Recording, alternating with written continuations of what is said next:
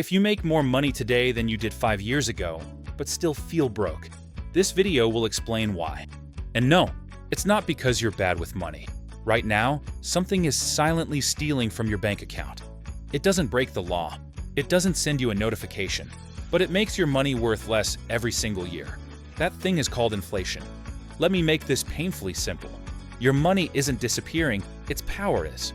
10 years ago, $100 could fill up a grocery cart. Today, that same 100 barely covers the basics. Same money, less stuff. And here's the scary part. This is happening even if you're doing everything right. You save money. You don't overspend. You keep cash in the bank. Sounds responsible, but it's actually costing you. Because while your money is sitting still, everything else is moving faster. Rent goes up. Food goes up. Gas goes up. Healthcare? Don't even get me started. Now let's talk numbers, real quick. If your salary goes up 4% this year, but inflation is at 6 or 7%, you didn't get richer. You got poorer, quietly. That's why so many people say, I'm earning more than ever, so why does life feel harder than before? This is the answer. Inflation changes the rules of the game, but nobody explains the rules. So what do?